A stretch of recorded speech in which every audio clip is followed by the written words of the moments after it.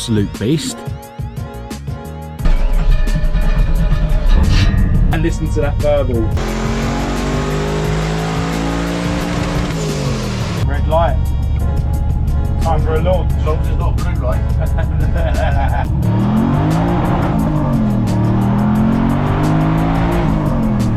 Makes it slow. Yeah. Alright, so bit of an issue.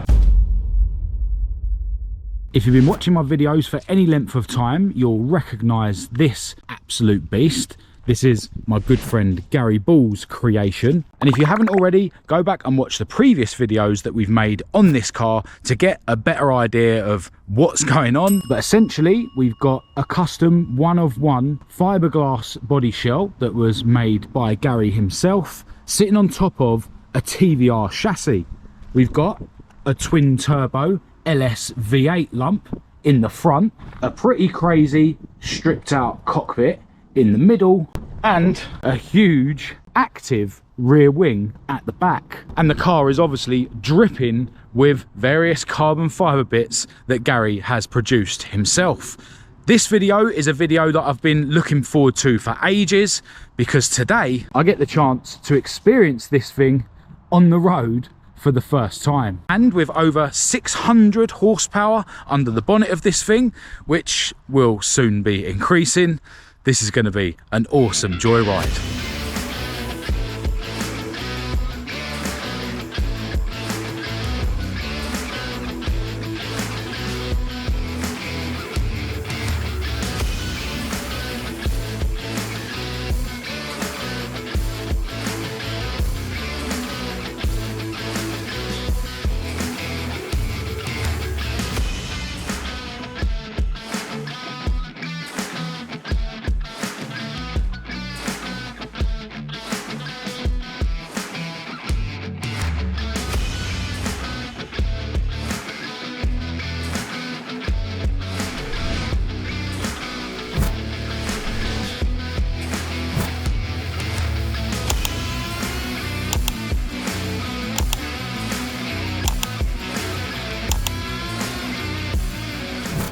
Alright, so it's worth noting straight away that this video isn't going to be what I planned, because we were trying to get some driving clips earlier. We had the other camera attached to Kat's car and it fell off. So I ruined my media mod, which means I can't plug in my mics. And yeah, this thing makes an absolute racket, so it's not going to... But the good thing is, we found your camera. Yeah, we found the camera, we've got that footage. But yeah, in terms of like talking over the noise of this V8, it's going to be a bit difficult, but we will crack on. We're going to have loads of fun and we're going to try and portray it as best we can. And listen to that verbal.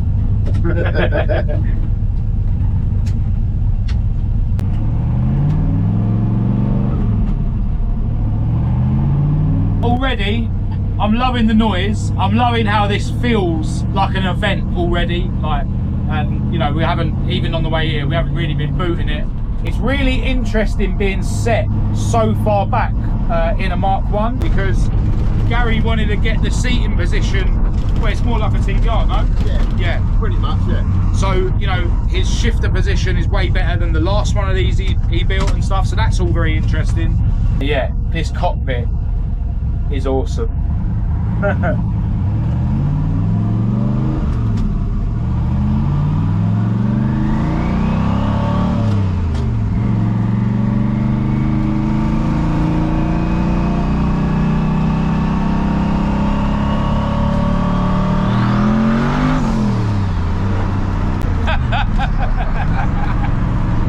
was only not even half roll. Yeah.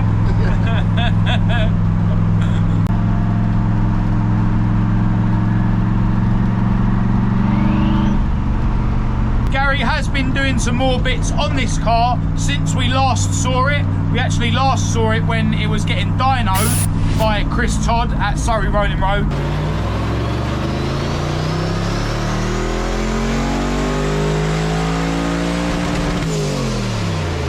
So he's done some more mods that are going to enable him to turn up the boost when he goes back to see Chris. And yeah, we'll show you all those bits when we pull up. But yeah, it is awesome getting out in this thing. It actually feels like it drives alright, man. Yeah, it's not bad for what it is. Yeah. It's alright. It's not the most comfortable thing in the world. No, but It's not meant to be comfortable, is it? no. It's probably still more comfortable than most Escorts. Yeah, one of the things that Gary's going to be upgrading soon, he hasn't done it yet, is he needs to change the gearing because this thing's way too revvy.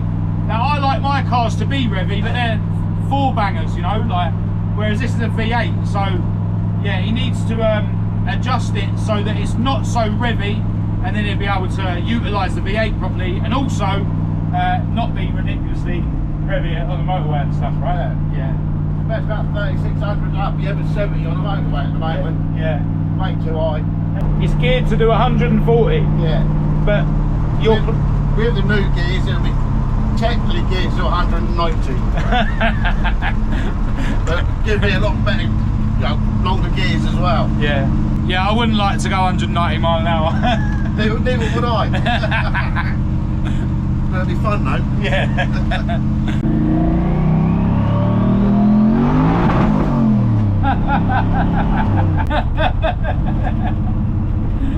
Just where it's revving out so fast, Yeah. because of the dip. It's fun. It feels like it's trying to wheelie. Yeah, there's way too many cars on the road today, which is unfortunate. But we're getting like 1 gear pulls, but it's mental.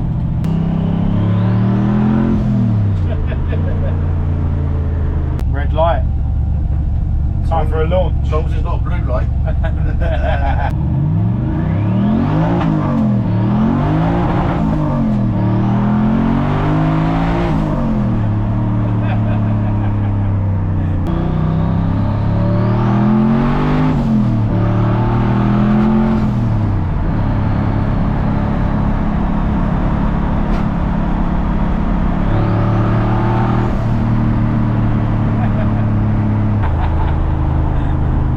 Makes you smile. Yeah.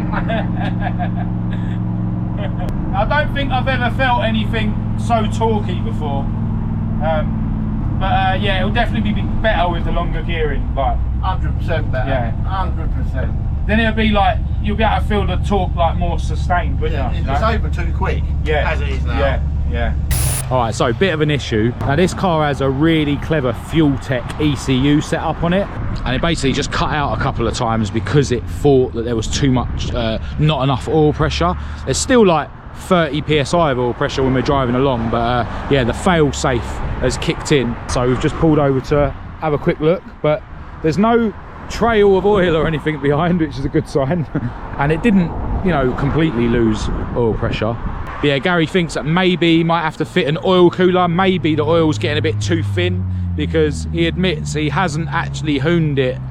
Well, he hasn't driven it much, to be honest, and he hasn't really done any pulls like that one pull that was quite sustained that we did a minute ago. So yeah, another mod for the list then, Gary. Oil cooler, yeah? Oil cooler, that's what I reckon it is. Right? Yeah. The oil's just got too hot, a bit thin.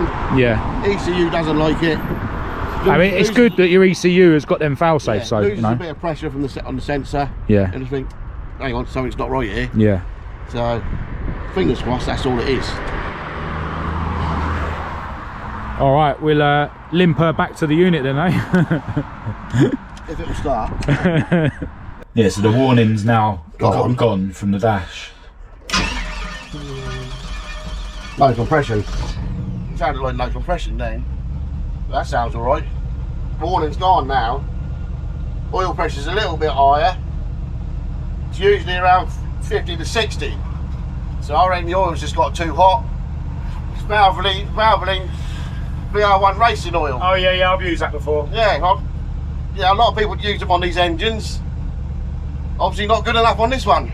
Yeah, the other thing is as well, maybe when the oil's hot with this engine, maybe the PSI that it's got is okay, but the warning's a bit too careful. It's coming into Yeah, maybe, but you'll have to find out. But it's good that the ECU is capable of, you know, these fail safes, so that you don't lose an engine to find out, you know.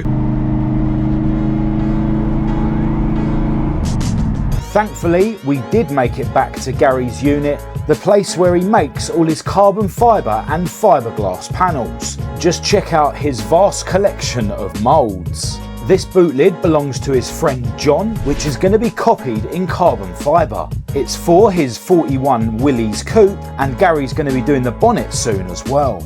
Check out this grille surround for a 190e Mercedes that Garry made in carbon. Here's the bonnet for the same car, and these are the vents that are in Garry's wings. They're also in this Mk1 Escort RS2000 bonnet, which is carbon inside and out. And how about a carbon RS turbo bonnet with carbon vents, of course. If you need any carbon fibre or fiberglass panels for your car, definitely get in touch with Garry through Facebook or Instagram. I'll leave his links in the description. We managed to limp her back to Garry's unit. And yeah, not as much hooning as we were hoping for, but yeah, the little experience I did get, this thing's nuts. The way it sort of squats when Garry launches it, and yeah, it just feels like it's going to wheelie. And I definitely reckon put some slicks on the back of this and take it to Santa Pod, it's definitely going to wheelie off the line. And yeah, it's just nuts. It is just a crazy experience, even though we didn't quite make it to Mexico. Not quite, but maybe next time. Yeah. Now, as I mentioned earlier, there is a couple of bits that Garry's upgraded since the last time we saw this at the Rolling Road. Now, just before that Rolling Road session, he did fit these different wheels, and I don't think I've ever sort of closely shown you these. Can you remind me what wheels these are, like specs and name and stuff? Rotor GTRs, 9x17s with ET25 on the front, 9.5x17s ET12 on the back. Yeah. But obviously the steels were 10J on the back with ET0, but that was the widest they do in the 17 in that style of wheel. And you were saying that these are like what people would put on like Japanese cars and stuff, yeah? Yeah, they're Jap wheels. They come from Driftworks. So oh, Driftworks. I know Driftworks. Yeah. They're Japanese stub pattern 5.114. Yeah. Which is the same as a TVR as well. Oh, right. So. Yeah, they definitely look familiar with the style of some of the wheels that I see from other YouTubers that have Japanese cars and stuff. And yeah, I'm sure everyone's going to say, no, they don't really suit the Escort shape, but... I'm not going to fit 13-inch wheels over those brakes. No. Got 13-inch discs on there. 13-inch discs? Yeah. Yeah, that's nuts. Yeah, so these are AP racing brakes, which I'm sure I've mentioned in the past, with huge discs. When this thing was on the Rolling Road, we can say it was definitely a successful Rolling Road session. Yeah. Nothing went wrong, but Chris did identify, or you and Chris identified, that maybe the fuel system wasn't quite up to the job, but also you forgot your springs, wastegate springs for the wastegates, not the blow-off valves. Yeah, springs for his blow-off valve. Yeah, I wrongly called it a blow-off valve when we was there that day. What do I know about turbos? I just run naturally aspirated 4-bangers. But yeah, you will be going back down to see Chris at some point with your other springs. Yes. But yeah, you've also been doing some mods to upgrade the fuel system so that it's definitely ready for you to turn the boost up when you do get a rematch, right? Yeah, we've upgraded all the fuel system. Yeah. In the front, we've gone for an aeromotive fuel regulator, which is this one down here. Yeah. The regulator that was in there, the new pumps were too powerful for it, so they were bypassing the regulator, so it was losing its fuel pressure. We've also upgraded to a -10 supply fuel hose, which is 2 sizes up from what was on there before. And then in the back, you were saying to me a minute ago that the swirl pot used to be over here, right? Yeah, the swirl pot was where the fuel filter is now. Yeah.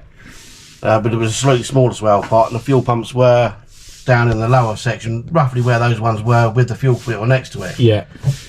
Now the new pumps connect directly to the swirl pot, with filters in line as well. Yeah. I've had to relocate everything, and also put in a non-return valve, which when I started putting it all in made things look not perfect, but a little bit untidy, but it works. And it's all covered by your carbon fibre boot lid anyway. Yeah, and I don't take the boot lid off the shows anyway, so what people can't see, they don't know, do they? Oh, I think it looks cool. But yeah, in another sort of to do with all this, you've decided to duct some cold air into the boot. Yeah. Loving the 3D printed knacker ducts, and yeah, you can see the pipe there, which goes through the sort of parcel shelf area.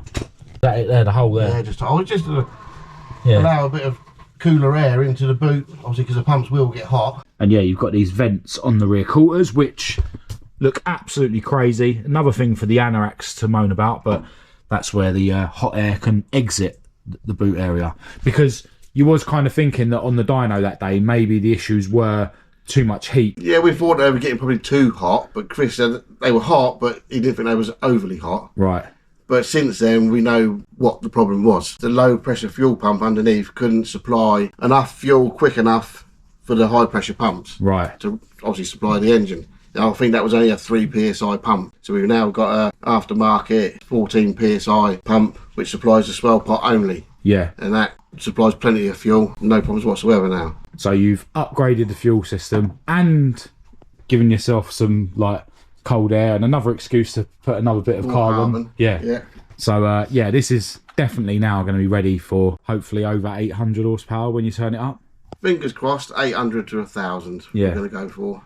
Because you thought you could run 15 psi of boost from the turbos safely, right? Yeah. And you was only able to get like 7 on the dyno? Yeah, that's because of the wastegate springs. Yeah. They're too soft, so when he's trying to give it more boost, the springs were opening up too early. Yeah. The wastegates were opening too early, so you weren't making that boost. Yeah. And it made 623 or something. 623 horsepower, yeah. So £7 of boost. With half the amount of boost that you was planning to run. So yeah. It's not, I don't think it's unrealistic to think you're going to be like somewhere at 800 plus. From some videos I've watched in America of people with these same engines doing exactly the same as what I've done on there, they're making 1,000 plus. Oh, right, okay. But they're running a bit more boost. Yeah. I'll go for £20 of boost. Yeah. But I just want to keep it safe. Yeah. I don't want to blow it up, so 15 psi, 800 plus, more than enough. That'd be crazy, man. That'd be nuts, honestly. But yeah, I think it's, you know, it's cool that you've upgraded everything to suit, because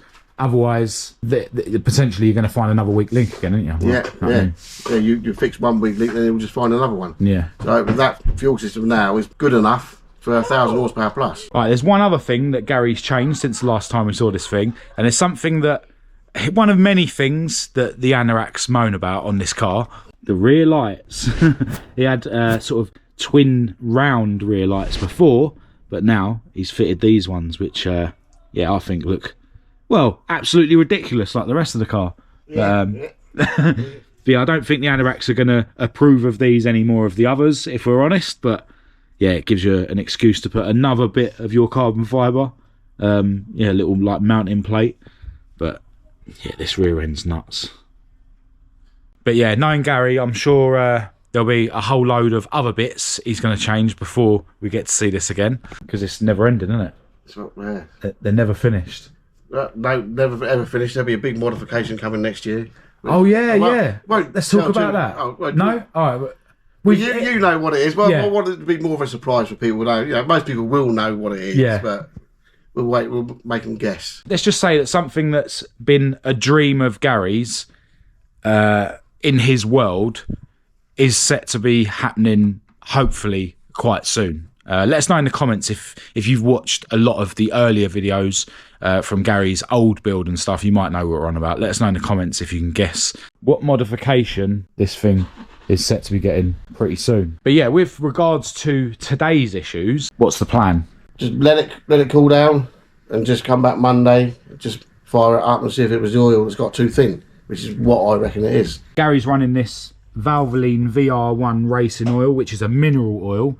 This was recommended by some people, but yeah, who knows? Maybe there's another specific type of oil he needs to use with such a high horsepower turbocharged V8. Who knows? If I was to put an oil cooler in it, I Yeah, could put a sensor in it to have an oil temperature gauge to see what it's actually getting up to. yeah, because you said on today's drive the engine coolant temperature didn't actually get that high. No, engine coolant temperature is fine. There's no oil temperature gauge on that ECU, so you've got your pressure. Yeah, So I think if we put a oil cooler in it, we'll put a sensor in it, we can also tell them what temperature it's getting up to, because the turbos are only oil cooled and not water cooled. So by the time when you're boosting it, the exhaust is going to be getting really, really hot. So that oil was going through there, getting really hot, back into the sump. So yeah, making me think that the oil was getting too thin. maybe. Yeah. But yeah, it looks like an oil cooler is probably going to be on the cards. More than likely, yeah. Yeah, probably had. Knowing you, it'd be fitted next week. Like, no, I can't afford it at the moment. This is gonna have to wait. Yeah, so I think I mentioned earlier on that Garry needs to do some gear changes to this thing, and he's bought another diff that he's going to be using to do that, just so he can switch it over once he's done. But you're saying that this isn't quite as simple as you would hope, right? It is for someone who knows what they're doing, where to get the bits from. Yeah, it'd be simple. Right. It's the same gear ratio as what I've already got fitted. Yeah. So it's a 3.73, but I need to go down to a 2.77. So I can't just take the crown wheel and pinion out of that one and put a 277 gears in it, because it just will not fit the LSD in the diff. So I've got to buy the crown wheel, pinion wheel, and a complete new LSD unit as well to fit a 277 gears. Right. So that's the next project. Yeah. So yeah, not quite straightforward.